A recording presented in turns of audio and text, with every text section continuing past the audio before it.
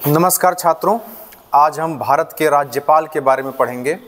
सबसे पहले हम भारत के राज्यपाल के संबंधित प्रमुख जो अनुच्छेद हैं उसको पहले समझेंगे। उसके बाद हम देखेंगे कि भारत के राज्यपाल बनने के लिए योग्यताएं क्या क्या हैं, उसमें उनका शक्तियाँ क्या क्या हैं, और फिर हम देखेंगे कि उनके कार्य क्या क्या हैं। इस तरह से हम राज्यपाल को बहुत ही डिटेल्स में पढ़ेंगे, बहुत ही विस्तारित रूप में पढ़ेंगे। तो आइए सबसे पहले हम कुछ अनुच्छेदों को, वो जो महत्वपूर्ण अनुच्छेद उससे संबंधित हैं, इसको देखना प्रारंभ करते हैं। ठीक है, यहाँ लिख लेते हैं हम। भारत में राज्यपाल, ठीक, आर्टिकल हम इधर लिखते हैं। आर्टिकल 153, आर्टिकल 153 ये कहता है कि प्रत्येक राज्य का एक राज्यपाल होगा। ठीक है, यानी सारे काम जो भी होंगे जो है राज्य का, वो राज्यपाल के नाम ही होंगे। ठीक है, प्रत्येक राज्य का एक राज्यपाल होगा। अब यही जो राज्यपाल होगा, प्रत्येक कार्य जो होंगे वो राज्यपाल के नाम ही होंगे। अब उसके बाद हम देखते हैं आर्टिकल 154। उसके बाद देखते हैं आर्टिकल 154। अब इसमें स्पष्ट लिखा गया है कि कार्यपालिका शक्ति राज्यपाल में निहित होगी, राज्यपाल में होगी या निहित होगी। ठीक है, यानी जो भी कार्य होगा वो राज्यपाल के नाम से ही होगा। अब अगला आर्टिकल अगर बात करें हम, महत्वपूर्ण आर्टिकल, तो 155 है। आर्टिकल 155, इसमें क्या कहा गया है? इसमें कहा गया है इनके नियुक्ति के बारे में, राज्यपाल की नियुक्ति के बारे में। आप जानते हैं कि राज्यपाल की नियुक्ति राष्ट्रपति द्वारा की जाती है। किसके द्वारा? राष्ट्रपति द्वारा की जाती है, और ये राष्ट्रपति के प्रसाद पर्यंत रहते हैं। अभी इनके कार्यकाल के बारे में भी हम चर्चा करेंगे। उसके बाद आता है आर्टिकल 156, जस्ट इसी का अगला आर्टिकल है। जब उनकी नियुक्ति हो जाती है तो कब तक के लिए होती है? तो इनका इसमें 156 में इनका कार्यकाल है। ठीक है, राष्ट्रपति का अगर कार्यकाल की बात करें तो जानने के लिए आप जान लीजिए कि आर्टिकल 56 में है ना। ऐसे याद कर सकते हैं, जैसे आजकल एक कहावत चल रही है 56 इंच का सीना। तो 56 इंच का सीना का मतलब विस्तार कितना है, यानी कार्यकाल कितना है। ठीक है, तो इनका 156 है, उनका 56 है। ये राष्ट्रपति का, प्रेसिडेंट का है। ठीक है, अब कार्यकाल के बाद हम पढ़ेंगे कि इनकी जो है योग्यताएं क्या क्या हैं। ये जो है आर्टिकल 157 में बात की गई है। ठीक है, 157 में इनकी योग्यता क्या क्या है। अभी योग्यता हम डिटेल्स में पढ़ेंगे, लेकिन फिर भी आप जान लीजिए कि अगर आपको भारत का राज्यपाल बनना है तो आप पहले तो संसद और विधानमंडल के सदस्य नहीं होंगे। क्या क्या नहीं होंगे? संसद और विधानमंडल के सदस्य आप नहीं होंगे, और साथ में आप भारत के नागरिक होंगे। ठीक है, और क्या है कि आप 35 वर्ष की आयु आप पूर्ण कर चुके हैं, तभी आप राज्यपाल के लिए एलिजिबल होते हैं। ठीक है, ये बातें अभी हम देखेंगे और डिटेल्स में।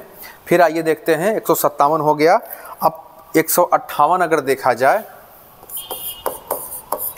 आर्टिकल 158 की बात करें तो इनकी दशा और शर्तों के बारे में बात की गई। दशा और शर्तें, राज्यपाल की कौन कौन सी शर्तें हैं, इनकी दशाएं कौन कौन सी हैं। इनके पद पर रहते हुए इनके साथ कोई जो है ऐसी कोई जैसे सिविल का या फिर क्रिमिनल मुकदमे जो होते हैं ये नहीं चलाए जा सकते हैं। उसके बाद हम देखते हैं क्षमादान की शक्ति, ये 161 में है। आर्टिकल 161 में है क्षमादान की शक्ति।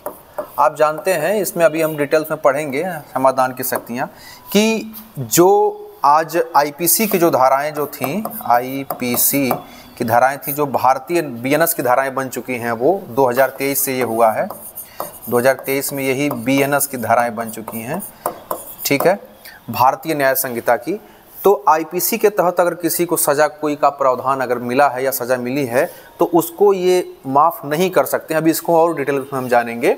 लेकिन अगर राज्य के कानून से, जैसे किसी पर शराब का मुकदमा है, अवैध रूप से शराब बना रहा है, या फिर वन का अनैतिक दोहन कर रहा है, इन सब का मुकदमा है, तो उसको ये माफ़ कर सकते हैं। कुल मिलाकर के राज्य से के कानून से जो इनको मिलेगा, सज़ा मिलती है किसी व्यक्ति को, तो उसको माफ़ कर सकते हैं। लेकिन आईपीसी की या सुप्रीम कोर्ट, ये भी ध्यान रखिए आप, या सुप्रीम कोर्ट द्वारा दी गई किसी सज़ा को माफ़ नहीं कर सकते हैं। लेकिन अगर यहीं पर बात करें तो आर्टिकल 72 के तहत जो है राष्ट्रपति जो होते हैं ये सज़ा को माफ़ कर सकते हैं, राष्ट्रपति, ठीक है। तो ये हो गया आर्टिकल 161 के तहत क्षमादान की शक्ति। उसके बाद है कि 163 मंत्रिपरिषद सलाह देता है इनको, ठीक है। 163 के तहत जो है मंत्रिपरिषद जो होता है, मंत्रिपरिषद जो होता है ये सलाह देता है, सलाह देता है। किसे देता है? राज्यपाल को देता है। किस आर्टिकल के तहत? आर्टिकल 163 के तहत। ये महत्वपूर्ण आर्टिकल है, आपको एक बार देखना चाहिए, इसको याद होना चाहिए। आप एक बार दो बार पढ़ेंगे तो याद अगर नहीं भी होगा, लेकिन अगर ऑप्शनल आएगा तो आप जो है उसको सही कर पाएंगे, क्योंकि ये ज़रूरी है थोड़ा जानना, ठीक है। अब आगे देखिए, आर्टिकल 163 हो गया। आर्टिकल 163 के बाद 164 होगा कि जो राज्यपाल द्वारा जो है मुख्यमंत्री और उसके मंत्रियों की जो है नियुक्ति की बात करता है। जो मुख्य आर्टिकल, आप ये तो महत्वपूर्ण है, इसको आप जरूर याद करेंगे। आप इसको स्टार लगा लीजिए।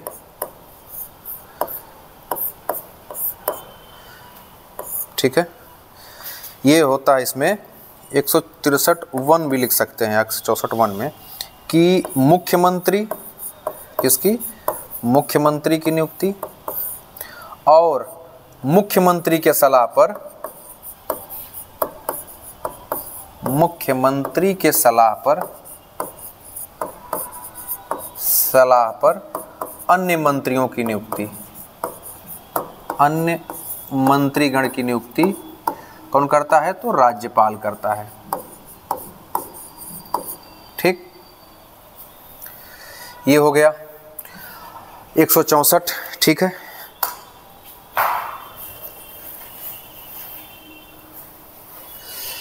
अब आइए देखते हैं आगे। 164 होने के बाद अब देखिए, राज्य का जो संवैधानिक प्रमुख होता है, ये बात कही गई है 166 में। आर्टिकल 166 अगर देखते हैं तो ये राज्य का संवैधानिक प्रमुख होता है, संवैधानिक प्रमुख होता है। देखिए इसका मतलब क्या हुआ? जो भी राज्य के नाम काम होंगे उस पर अंत में जो हस्ताक्षर होंगे वो राज्यपाल के ही होंगे। वो विधान परिषद से और विधानसभा से जब कोई प्रस्ताव, जो विधेयक पास होकर के जाएगा, वो राज्यपाल के हस्ताक्षर के बाद ही वो गजट में निकलेगा, ठीक है। तो यहाँ पर अगर देखा जाए तो ये नाम मात्र के होते हैं, ये नाम मात्र के प्रमुख होते हैं, ये नाम मात्र के प्रमुख होते हैं, ठीक। जो वास्तविक प्रमुख होता है वो कौन होता है? सीएम होता है, आप जानते ही हैं। वास्तविक जो प्रमुख होता है वो चीफ मिनिस्टर होता है। देखिए, क्योंकि ऐसा इसलिए कहा गया है कि अगर कोई विधेयक या जो उनके पास जाता है उसको अगर वो किसी तरह से विधेयक को रोक देते हैं, आर्टिकल 200 और 201 में आप देखेंगे भी आगे, तो अगर वो किसी कारणवश अगर उस विधेयक को रोक देते हैं तो पुनः उसी विधेयक को अगर उनके पास भेजा जाता है, जो वहाँ की हाई कोर्ट है उसको खतरा अगर उस विधेयक से है, तब तो उसको रोक पाएंगे। नहीं तो उस विधेयक को अगर पुनः बिना किसी संशोधन के फिर से भेजा जाता है तो राज्यपाल महोदय को पास करना अनिवार्य हो जाता है। इसलिए इनके पास, इसलिए कहा जाता है कि वास्तविक जो शक्ति है वो सीएम के पास है, नाम मात्र की शक्ति जो है कहा जाता है। जिस तरह से वहाँ पर राज्यपाल है, अब आर्टिकल 52 में जब पढ़ेंगे तो, ठीक है, आर्टिकल 52 जब पढ़ेंगे राष्ट्रपति का, तो वहाँ इस तरह से किया गया है, राज्यपाल के बारे में, ठीक है। अब देखिए 166 अनुच्छेद हो गया। अब देखिए अनुच्छेद 167 में क्या है, विधायी संबंधी जानकारी जो है वो किससे लेता है। 167 में क्या है कि विधायी संबंधी जो जानकारी है, विधायी संबंधी जानकारी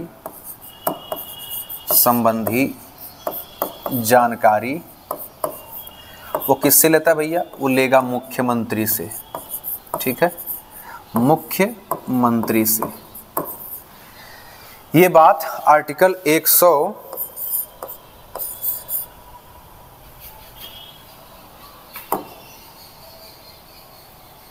ये बात आपके आर्टिकल 167 में की गई है कि विधायी संबंधी जानकारी वो जो है मुख्यमंत्री से लेता है। तो 168 में देखिए क्या है कि राज्य की विधायिका का वो अभिन्न अंग होता है।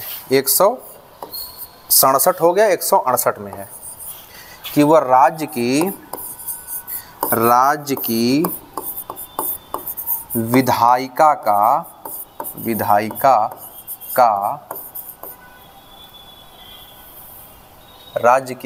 का क्या होता है, वो अभिन्न अंग होता है।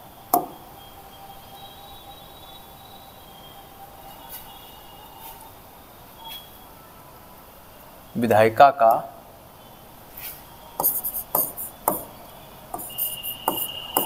अभिन्न अंग होता है,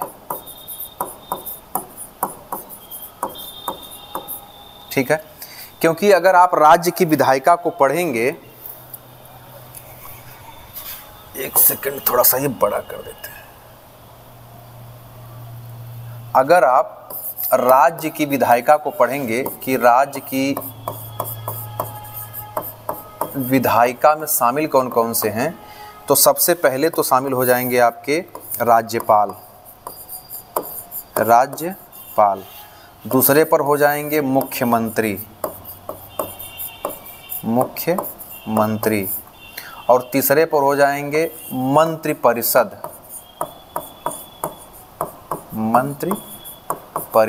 और चौथे पर हो जाएंगे राज्य के महाधिवक्ता,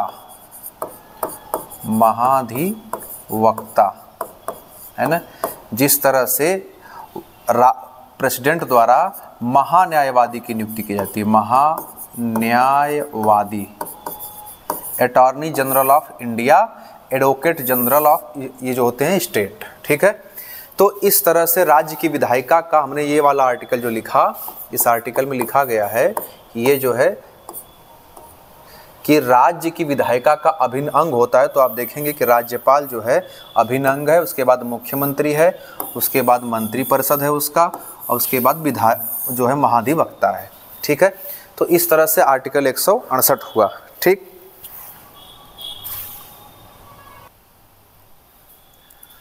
हाँ, अब देखिए, अब विधेयक संबंधी आता है तो आर्टिकल 200 में है कि विधेयक जो होता है, इस विधेयक पर राज्यपाल की अनुमति,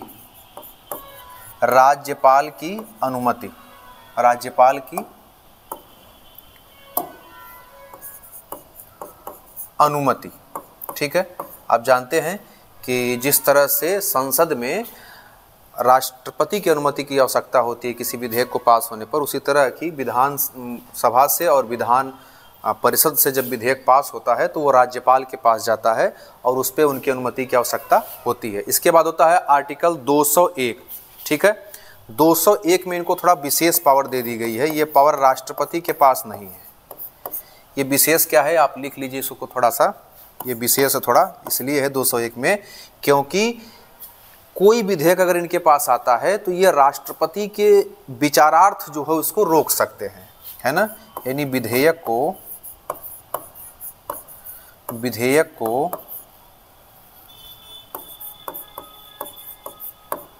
राष्ट्रपति के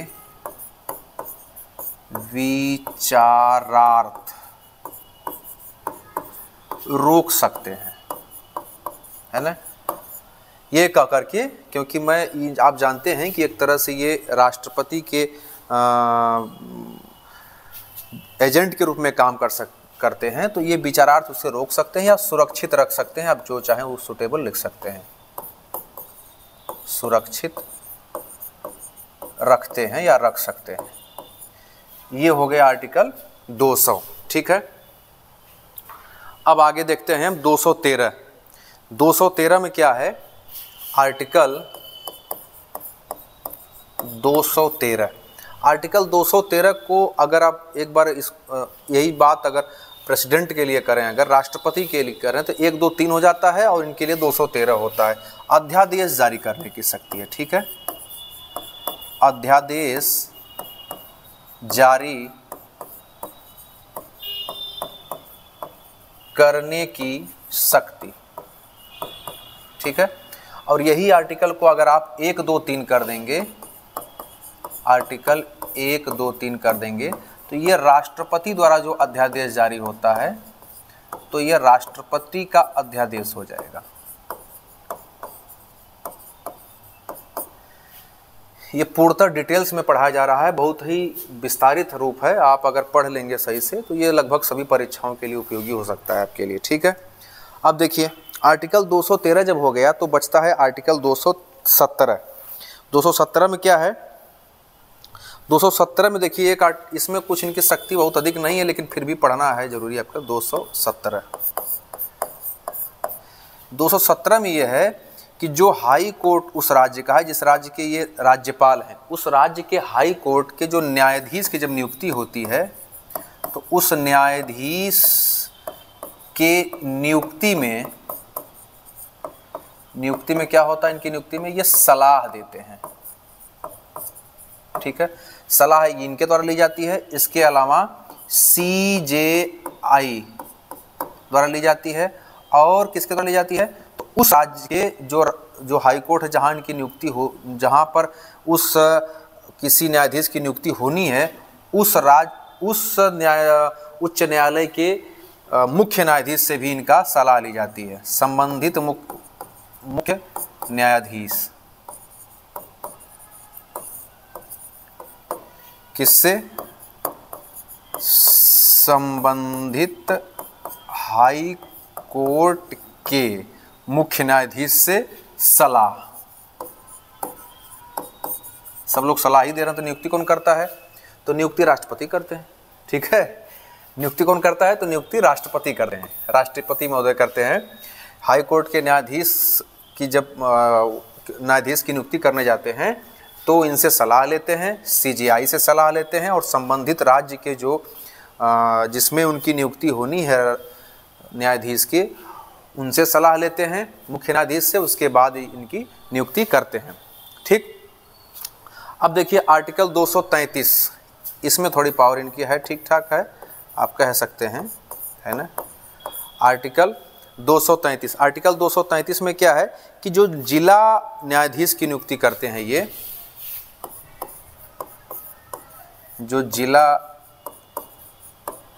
न्यायाधीश की नियुक्ति जब ये करते हैं तो ये क्या करते हैं कि इस नियुक्ति में संबंधित हाई कोर्ट से ये सलाह लेते हैं, हाई कोर्ट के न्यायाधीश से सलाह लेते हैं और जिला न्यायाधीश की ये नियुक्ति करते हैं। तो इस तरह हो गया आर्टिकल 233, ठीक है। अब यहाँ पर प्रमुख जो आर्टिकल थे वो खत्म हो गए। अब एक नोट्स लगा करके आप लिख लेंगे, क्या नोट लगाकर ये लिखेंगे कि जो ये राज्यपाल की पहले नियुक्ति जो होती है मनोनीत से होती है, मनोनयन से होती है। ये प्रावधान कहाँ से लिया गया, तो ये कनाडा से लिया गया है ना। आप लिखेंगे कि राज्यपाल के मनोनीत होने का प्रावधान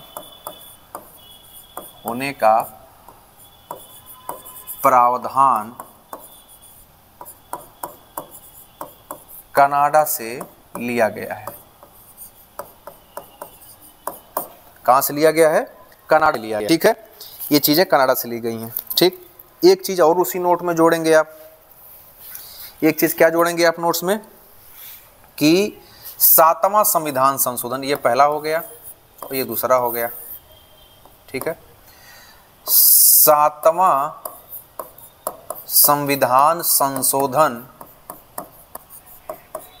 अधिनियम 1956, ये वही 1956 वाला है जहां राज्य पुनर्गठन आयोग के अध्यक्ष जो बनाए गए थे फजल अली, भाषा के आधार पर राज्यों का गठन हुआ था, वही 7वां संविधान संशोधन उसी समय की बात है। इसमें यह कहा गया कि एक व्यक्ति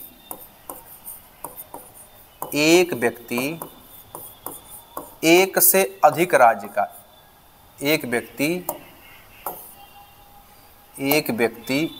एक से अधिक राज्य का राज्यपाल हो सकता है। मनोनीत कौन करता है? तो राष्ट्रपति करता है। अभी आप देख रहे हैं कि जो आपके वर्तमान उपराष्ट्रपति हैं सीपी राधाकृष्णन जी जो है पहले महाराष्ट्र के राज्यपाल हुआ करते थे। चूँकि राज्यपाल का पद लाभ का पद नहीं है तो ये पहले महाराष्ट्र के राज्यपाल हुआ करते थे, और इनके हट जाने के बाद जो गुजरात के राज्यपाल हैं उनको अतिरिक्त प्रभार इनको सौंपा गया। अभी जो हाल ही में राष्ट्रपति का चुनाव हुआ था जो 9 तारीख को, ठीक है, तो इस तरह से सितंबर में, तो इस तरह से आप ये कह सकते हैं कि एक व्यक्ति एक से अधिक राज्य के राज्यपाल बन सकता है। ये 2 बातें आप अपने नोट्स में लिख लेंगे। ठीक है, अब हम आते हैं इनकी योग्यता के बारे में। एक सेकंड रुकिएगा थोड़ा।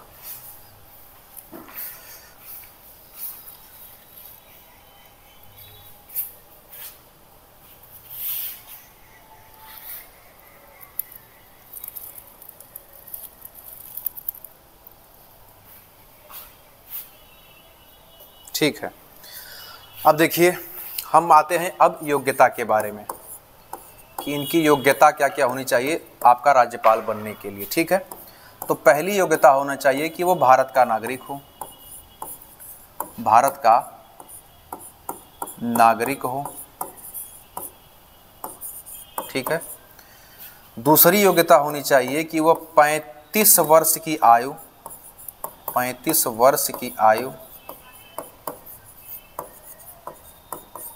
पूर्ण कर चुका हो। तीसरी योग्यता जो सबसे महत्वपूर्ण योग्यता है कि वह संसद या नहीं लिख सकते हैं और लिखते हैं आप, संसद और विधानमंडल का, ये लगाए तो फिर इसको लिखने की जरूरत नहीं है। ठीक है, 35 वर्ष की आयु। ठीक है, संसद या विधान मंडल का सदस्य न हो, ये ध्यान रखिएगा, न हो। ठीक है, तो इस तरह से आपने मुख्य रूप से 3 इनकी योग्यताएं देखी। ठीक है, वो संसद या विधानमंडल का सदस्य न हो। अब देखो संसद बोल दिया तो इसमें सीधी सीधी बात है, दोनों चीजें आ जाएंगी। यहाँ लोकसभा आ जाएगा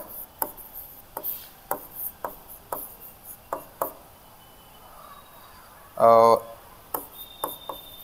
राज्यसभा आ जाएगा, लोकसभा आ जाएगा। ठीक है, ठीक, ये लोकसभा आ जाएगी, यहाँ राज्यसभा आ जाएगी। विधानमंडल बोल दिया मैंने तो जहाँ दोनों सदन हैं वहाँ पर जो है विधान सभा आ जाएगी और विधान परिषद आ जाएगा। तो इस तरह से आप इनकी योग्यता के बारे में आपने देखा कि इनकी योग्यता क्या है कि अगर आपको भारत के राज्यपाल बनना है तो। अब योग्यता पूरी कर देते तो कोई इनकी नियुक्ति करेगा। ठीक है, चलिए नियुक्ति यहाँ से लिखते हैं, कोई इनकी नियुक्ति करेगा। नियुक्ति कौन करता है भैया? तो कोई राष्ट्रपति करता है। कौन करता है? राष्ट्रपति करता है। राष्ट्रपति नियुक्ति भी करता है और अगर इस्तीफा देना इनको है, इनको अगर इस्तीफा देना है तो वो भी किसको देंगे? ये राष्ट्रपति को देंगे। ये वीडियो अगर आपको धीरे लग रही हो तो आप उसको जो है बढ़ा करके स्पीड इसकी देख सकते हैं। ठीक है, क्योंकि हमें लिखना है तो थोड़ा स्पीड हमारी उतनी तेज नहीं होगी। ठीक है, ठीक है, चलिए चल रहा है, सही, अच्छी है। अब देखिए, अब हम पढ़ेंगे कि इनको शपथ कौन दिलाता है। देखिए, नियुक्ति अलग होती है, शपथ अलग होता है। तो शपथ कौन दिलाता है इनको, देखिए, अगर हम शपथ की बात करें तो इनको शपथ दिलाते हैं संबंधित हाई कोर्ट के मुख्य न्यायाधीश। कौन दिलाते हैं भैया? मुख्य न्यायाधीश। अगर ये नहीं है तो इनके जगह पे जो हाई कोर्ट के वरिष्ठतम जो न्यायाधीश होंगे, हाई कोर्ट के जो वरिष्ठतम न्यायाधीश होंगे, वो शपथ इनको दिलाएंगे। ठीक है, इस बात का प्रावधान अगर आप देखेंगे तो आर्टिकल 159 में कहा गया है। इस बात का प्रावधान जो है अनुच्छेद 159 में दिया गया है। ठीक, तो ये आपने देखा शपथ, ये देखा नियुक्ति। नियुक्ति कोई दूसरा करता है, शपथ कोई दूसरा दिलाता है। ठीक है, अब शपथ हो गया तो इनका कार्यकाल कितना होता है। कार्यकाल की अगर बात करें हम तो इनका कार्यकाल राष्ट्रपति के प्रसाद पर्यंत होता है। राष्ट्रपति के प्रसाद पर्यंत होता है। ठीक है, सामान्यतः अगर बात करें तो सामान्यतः इनका कार्यकाल जो है 5 वर्ष का होता है, लेकिन आप जानते हैं कि ये राष्ट्रपति के द्वारा ही नियुक्त होते हैं, है ना। तो केंद्रीय मंत्रिमंडल अगर कह दिया तो राष्ट्रपति से तो इनको हटाया जा सकता है पहले भी, तो इसलिए सामान्यतः ये 5 वर्ष का इनका कार्यकाल होता है। तो ये भी आप जाने रहिए। अब आपने देखा कार्यकाल देख लिया, शपथ देख लिया, नियुक्ति देख लिया। ठीक है, अब देखिए क्या देखेंगे। अब हम देखेंगे कि एक चीज़ इसमें लोग नोट कर लेते हैं कि इनके बीच में हटाने की जो बात मैंने कह दिया कि हटाने की बात अगर है तो हटाने के संबंध में आप नोट करके लिखिए, ऐसे इसको ऐसे लिखिए, नोट में लिखिए कि राज्यपाल को हटाने के संबंध में संविधान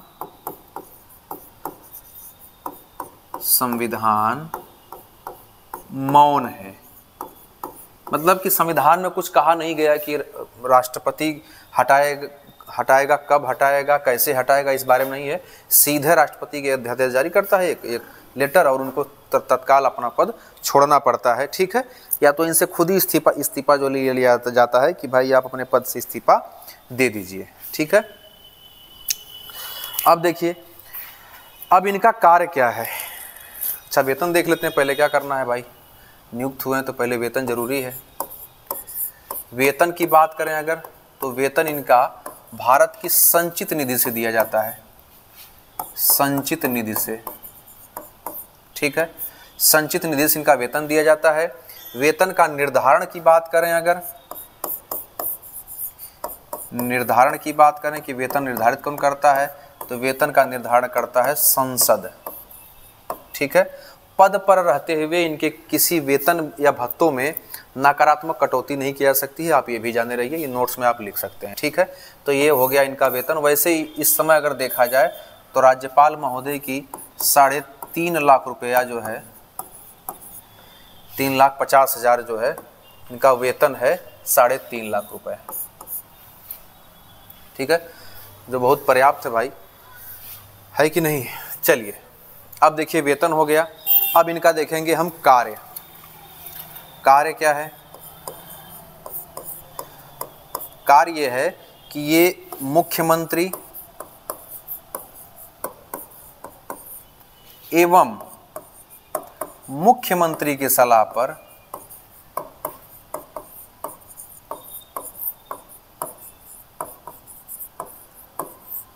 अन्य मंत्रियों की नियुक्ति करते हैं।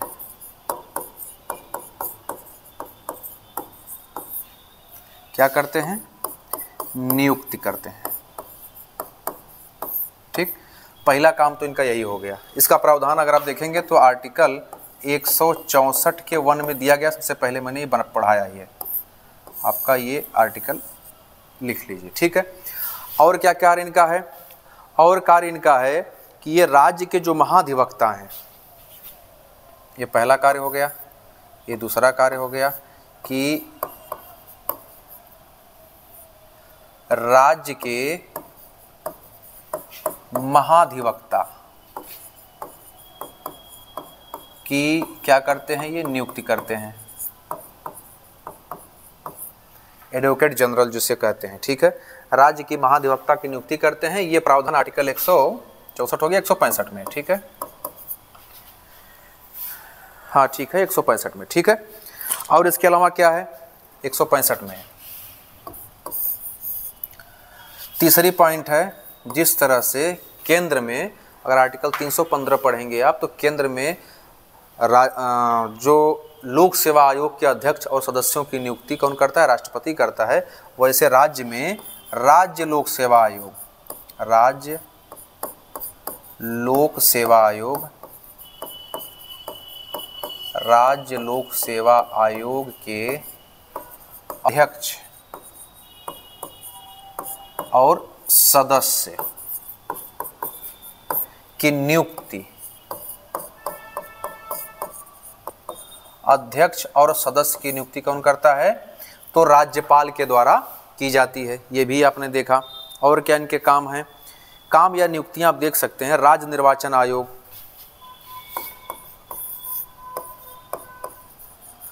राज्य निर्वाचन आयोग है ना, आर्टिकल कौन सा है? 243, 243 का के है, ठीक है। यानी राज्य निर्वाचन आयोग के अध्यक्ष और सदस्य की क्या करते हैं? ये नियुक्ति करते हैं, ठीक है।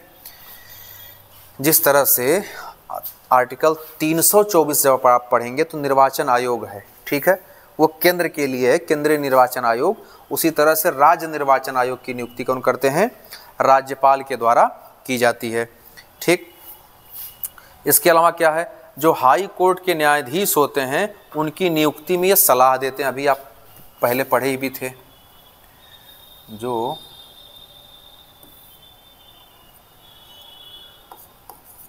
पांचवा देखते हैं, तो जो हाई कोर्ट के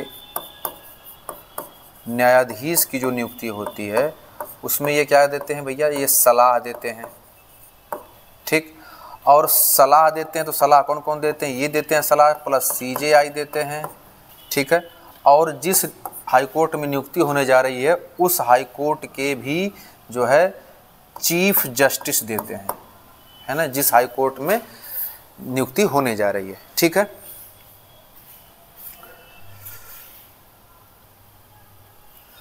अब देखिए पांचवा हो गया। छठा अगर आप देखते हैं, पांचवा हो गया, छठा आप देखते हैं तो ये राज्य के विश्वविद्यालय के क्या होते हैं? ये कुलपति होते हैं या कुलाधिपति होते हैं, और इनके द्वारा ही उपकुलपति, जैसे वाइस चांसलर जो होते हैं, कौन? उपकुलपति की नियुक्ति भी की जाती है। ज़्यादातर काम इनका जो है नियुक्ति वाला ही है, ठीक। छठवां हो गया। अब सातवां देखिए क्या है। सातवां अगर देखें तो जिला एवं सत्र न्यायालय के न्यायाधीशों की नियुक्ति ये करते हैं। कौन कौन? जिला एवं सत्र न्यायालय के न्यायाधीश की नियुक्ति करते हैं।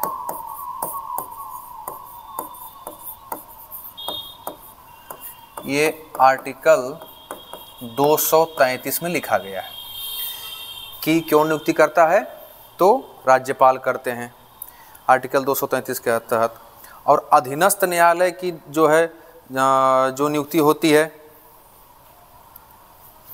जो अधीनस्थ न्यायालय होता है, हाँ ये नियुक्ति करते हैं ठीक है, लेकिन इसमें सलाह अगर बात पूछ दे कहीं आपको, सलाह किन से लेते हैं? जो संबंधित राज्य का जो हाई कोर्ट है उसके जो है मुख्य न्यायाधीश से सलाह लेते हैं। इसके अलावा अगर आप देखें तो अधीनस्थ न्यायालय,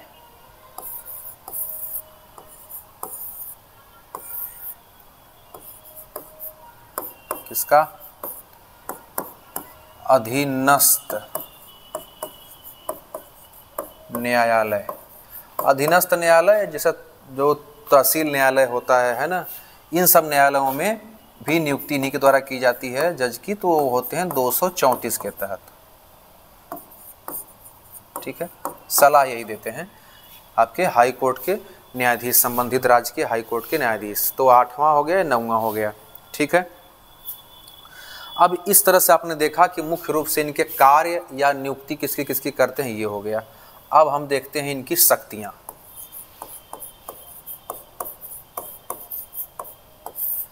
सबसे अच्छी शक्ति इनके पास है अध्यादेश जारी करने की शक्ति। तो इसका प्रावधान अगर आप देखेंगे तो अभी बताया हमने, अध्यादेश इनका 2, 1, 3 में है, और इसी को उलट देंगे, आप उलट कर देंगे तो 1, 2, 3 कर देंगे तो ये प्रेसिडेंट का हो जाएगा। ठीक है, तो इस के तहत ये अध्यादेश जारी कर सकते हैं। अध्यादेश जारी करने की शक्ति। अब अध्यादेश से जारी करते हैं तो अध्यादेश 2 तरह से हो सकता है। एक जो ये अध्यादेश होता है वो राष्ट्रपति के पूर्व अनुमति से होता है। राष्ट्रपति के पूर्व अनुमति द्वारा, अनुमति पर राष्ट्रपति की पूर्व अनुमति लेंगे तब होगा। एक अध्यादेश पूर्व अनुमति की जरूरत नहीं होती है, यानी सीधा वो अध्यादेश जारी कर सकते हैं।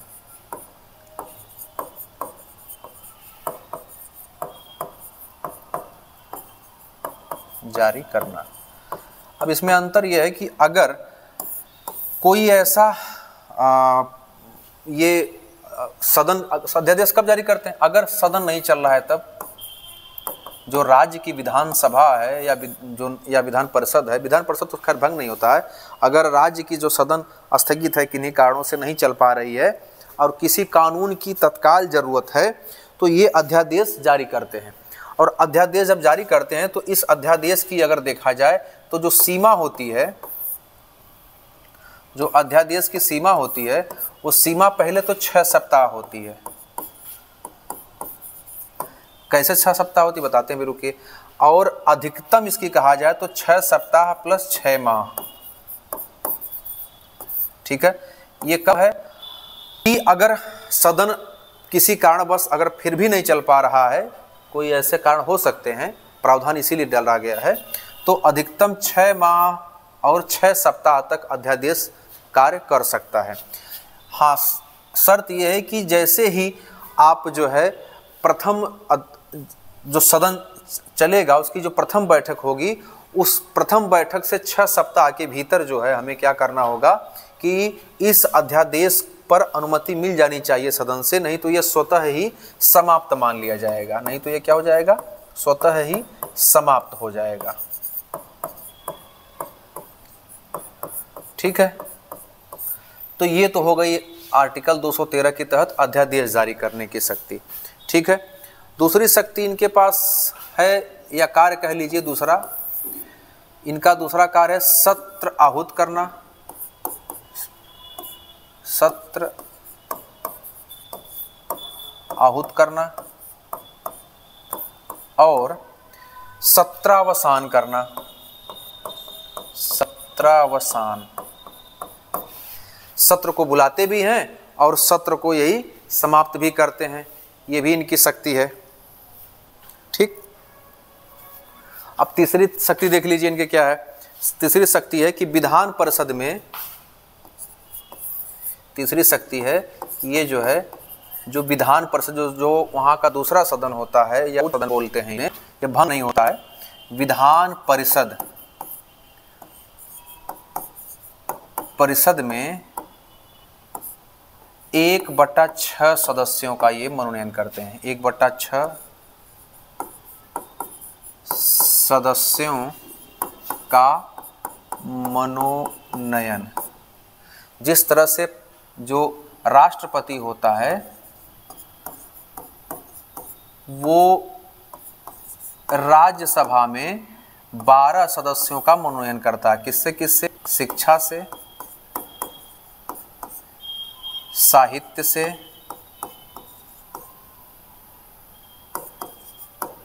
विज्ञान से और समाज सेवा से। इन्हीं क्षेत्रों से वह राज्यसभा में 12 सदस्य जो है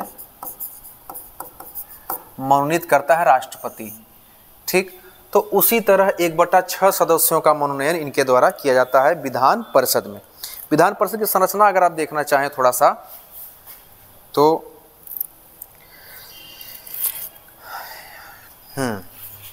ठीक है, विधान परिषद की अगर आप संरचना देखना चाहें तो 1/12 सदस्यों का स्नातक द्वारा और 1/12 सदस्यों का अध्यापकों द्वारा। ठीक है, जो 1/12 सदस्य हैं ये स्नातक द्वारा उस क्षेत्र के, स्नातकों द्वारा,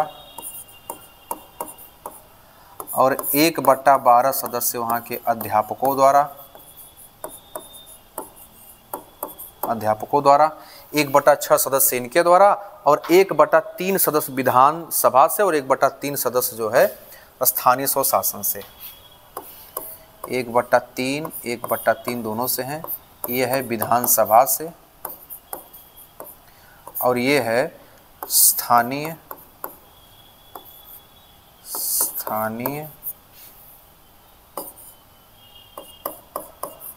शासन, जो जिला परिषद हो गई आपका और नगर पालिका, नगर निगम हो गया इससे। ठीक है, तो चूँकि आप जानते हैं कि इनका जो है गुप्त मतदान तो होता नहीं है, यहाँ जानते हैं कि किसको कौन वोट देने जा रहा है, लेकिन ये है कि समानुपातिक प्रतिनिधित्व में इसमें वोटिंग होती है। ठीक है, अब देखिए अगला इनका जो है शक्तियाँ अगर देखा जाए चौथी शक्ति के रूप में अगर आप पढ़ेंगे तो चौथी शक्ति में ये है कि ये जो है संवैधानिक विफलता अगर होती है राष्ट्र में,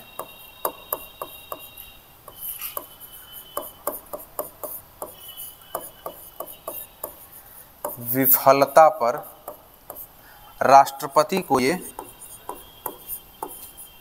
राष्ट्रपति को संदेश भेजते हैं और उस संदेश के क्रम में राष्ट्रपति के पास 3 शक्तियां दी गई हैं।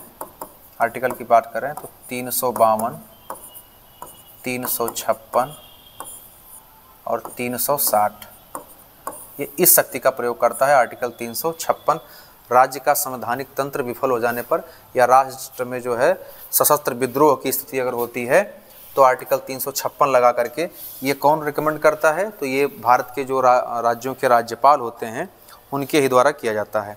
अब सबसे महत्वपूर्ण चीज़ें आती हैं क्षमादान की शक्ति। 4 है तो ये आप देख लीजिए क्षमादान की शक्ति।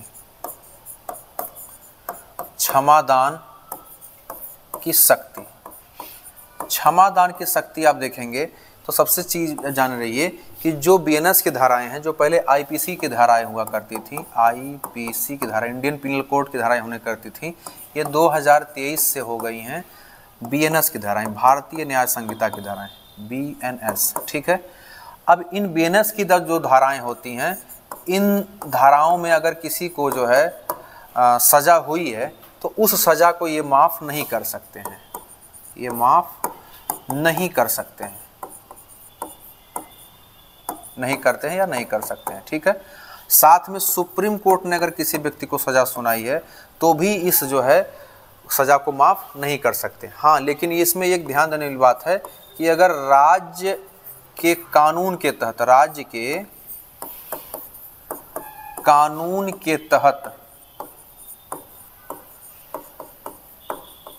किसी को सजा हुई है,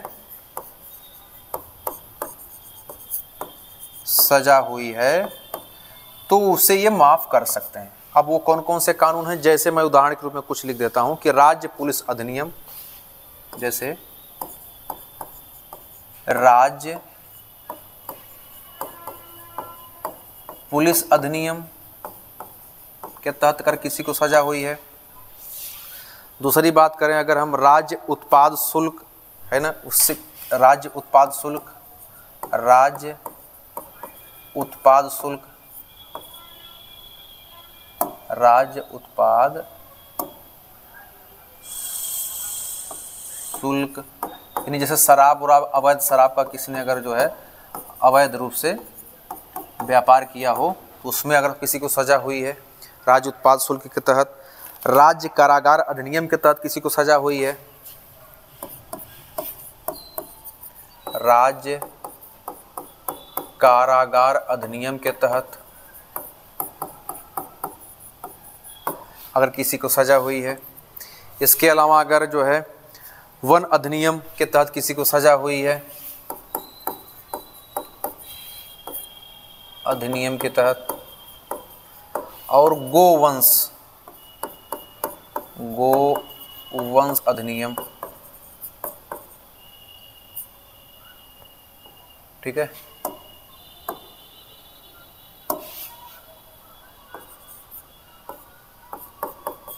अधिनियम के तहत ये एक उदाहरण है कि मतलब अगर इन सब में लगभग अगर होता है गोवंश संरक्षण अधिनियम, यहाँ संरक्षण जोड़ लीजिएगा, ठीक है, गोवंश संरक्षण अधिनियम के तहत अगर सजा हुई है तो हो सकता है।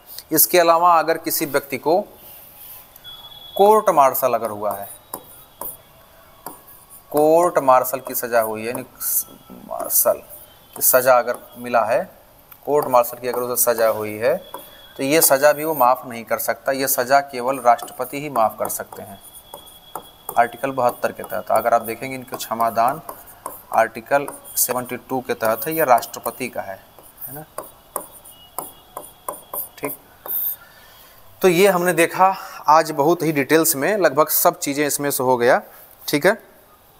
एक चीज़ केवल सुन लीजिए कि जो आंग्ल भारतीयों का मनोनयन जो होता था कि एक आंग्ल भारतीय का मनोनयन वो करता था विधान परिषद में राज्यपाल, वो अब हटा दिया गया है। आपका जो है 2020 में 104वां संविधान संशोधन हुआ तो इस चीज़ को हटा दिया गया। 104वां संविधान संशोधन के माध्यम से 104वां संविधान संशोधन 2020 के माध्यम से कि जो एक आंग्ल भारतीय का मनोनयन करते थे वो अब नहीं होता है। अब हम थोड़ा सा जल्दी से बस कि राष्ट्रपति और राज्यपाल का तुलनात्मक अध्ययन हम करके देख लेते हैं, ठीक है भैया।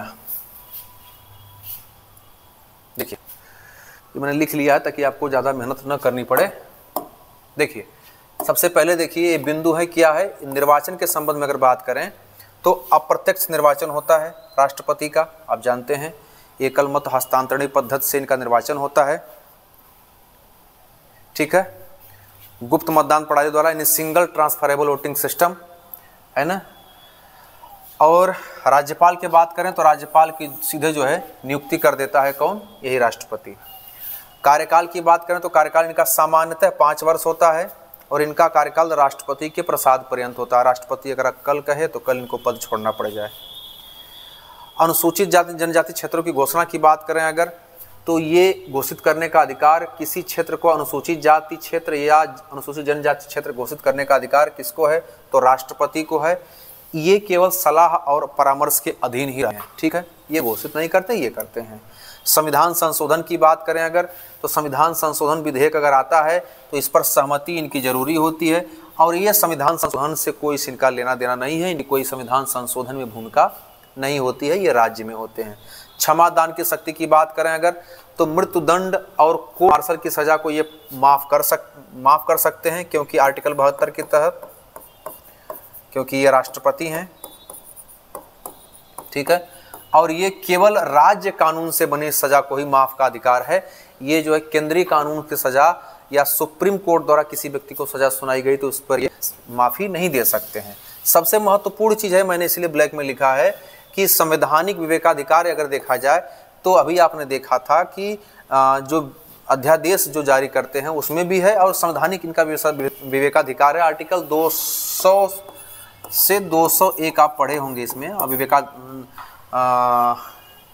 2001 हो गया भाई, ये जो है 201, ठीक है।